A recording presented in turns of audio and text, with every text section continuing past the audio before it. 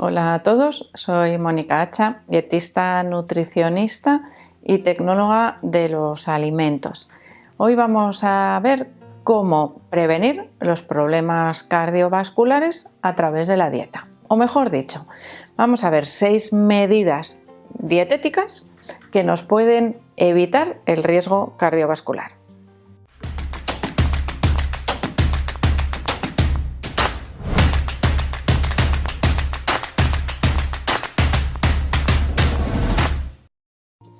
Cuando hablamos de dieta y de enfermedades cardiovasculares, tenemos que asociar un término que, podríamos decir que es reciente, no tanto, aunque sí, realmente sí es reciente porque se basa sobre todo en los estudios que se han realizado de la dieta mediterránea para mejorar esas enfermedades cardiovasculares. ¿Por qué? Pues porque estadísticamente hace unos años, en los años 70 o así, pues se vio que las personas que habitaban en la cuenca mediterránea tenían una menor tendencia a tener enfermedades cardiovasculares, y entonces ¿qué se empezó? Pues empezaron a investigar qué factores dietéticos pueden influir. Apareció el famoso término dieta mediterránea, considerado, que lo sepáis, patrimonio inmaterial de la humanidad, es decir, algo francamente importante. Bueno, pues todos estos estudios estarían asociados a lo que se llama dieta cardiosaludable, es decir, cómo tengo que realizar yo mi alimentación para prevenir o evitar la aparición de esas enfermedades cardiovasculares, o lo que es lo mismo, para reducir el riesgo cardiovascular. El riesgo cardiovascular aumenta con varios factores. Los que más: el consumo de tabaco, la hipertensión, el perímetro abdominal, el perfil lipídico. Bueno, ahí creo que tenemos ya 4 factores importantísimos a tener en cuenta, que si los reducimos, dejo de fumar, reduzco muchísimo mi riesgo cardiovascular. Reduzco el peso, también lo reduzco muchísimo. ¿Por qué? Porque afecta al resto de los factores: perímetro abdominal, hipertensión y perfil lipídico, es decir, es como si fuese un todo en uno.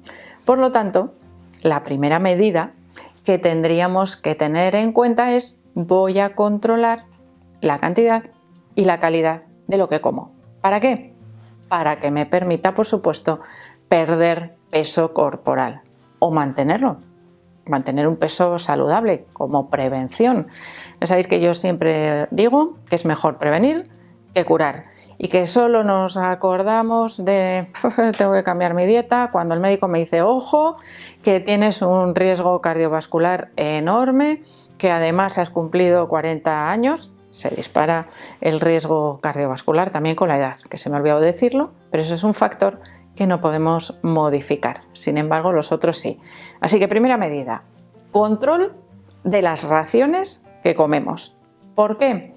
Porque generalmente nos pasamos de cantidad, sobre todo aquellas personas que comen habitualmente fuera de casa. La comida que se sirve en los restaurantes generalmente está destinada a llamarnos la atención, a que los platos estén muy llenos, excepto en algunas ocasiones como la nueva cocina y todo eso, que son raciones como más chiquititas, porque lo que priorizan es el tema sensorial, ¿no? De probar nuevos sabores, texturas, combinaciones. Bueno, eso sería un caso aparte.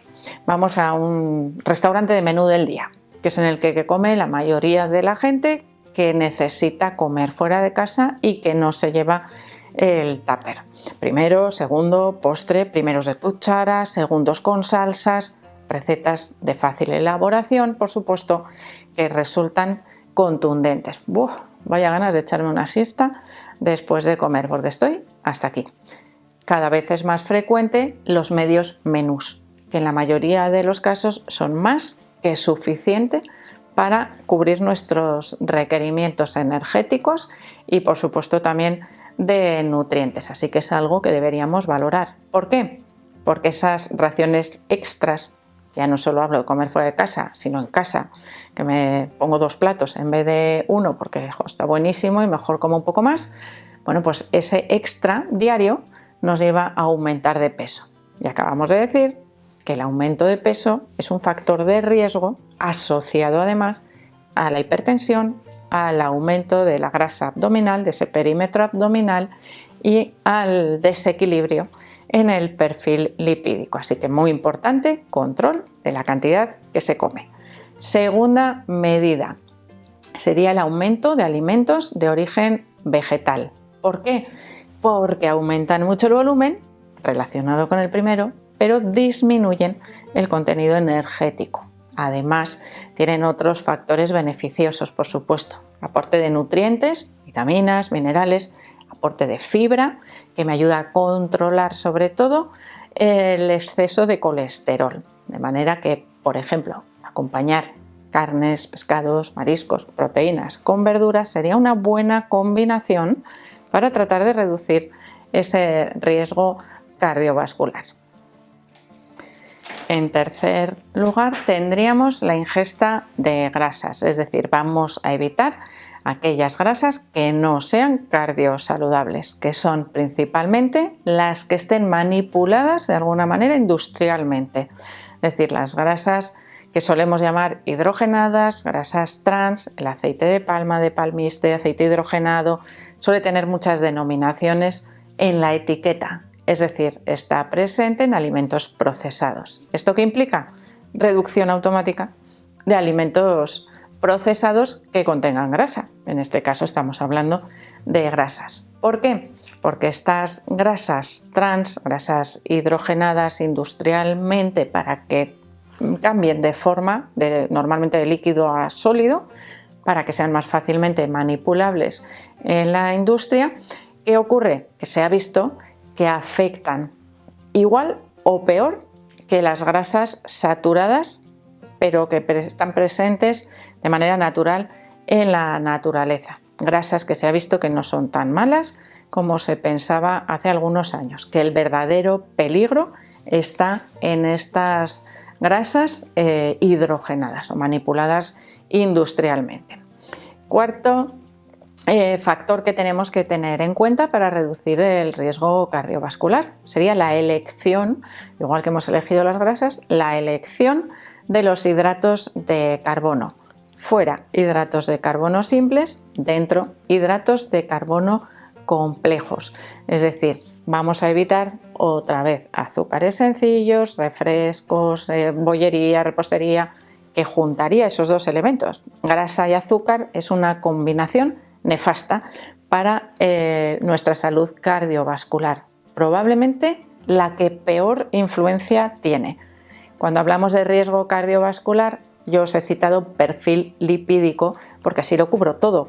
Solemos pensar en colesterol, pero hace aumentar tanto o más el riesgo cardiovascular los triglicéridos elevados como el colesterol. Y los triglicéridos aumentan especialmente con esta combinación: azúcares libres y grasas trans o grasas saturadas, que podríamos denominarlas igual porque al fin y al cabo ese proceso lo que hace es saturarlas, ¿no? Transformar esas grasas vegetales en grasas saturadas. Así que, ojo, que si tenéis los triglicéridos elevados, los hidratos de carbono también son un factor importantísimo a controlar en la dieta.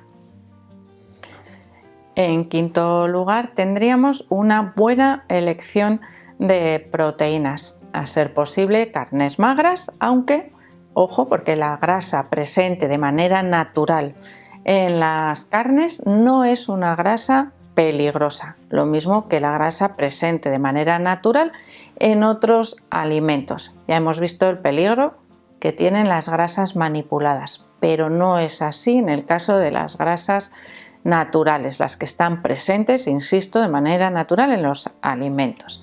Y aquí tenemos, por ejemplo, el caso del huevo, que es uno de los alimentos que nos aumenta o que nos hace aumentar el contenido en colesterol de la dieta, pero que no aumenta el colesterol sanguíneo, el que circula por sangre. Es un colesterol que se utiliza fácilmente por nuestras células. Las membranas celulares, ya sabéis, que tienen colesterol, es imprescindible para la vida. O sea, hay veces que no debemos dejarnos engañar.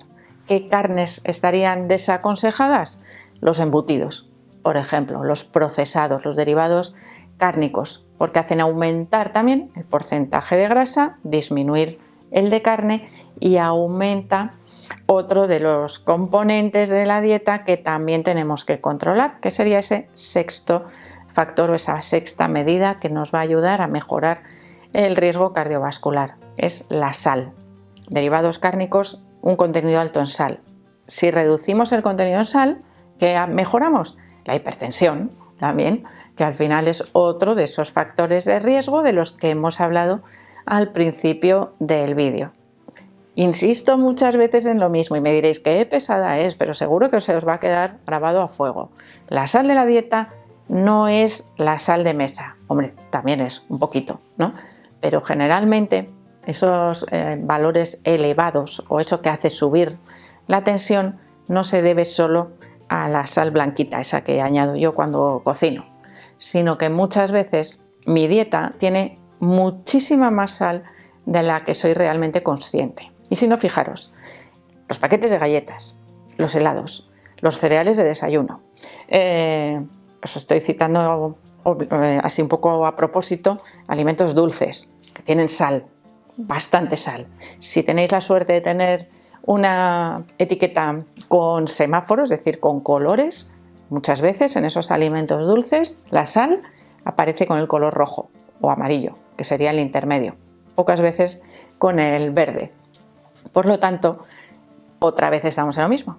Eliminación de alimentos procesados de la dieta hacen caer en picado el contenido en sal.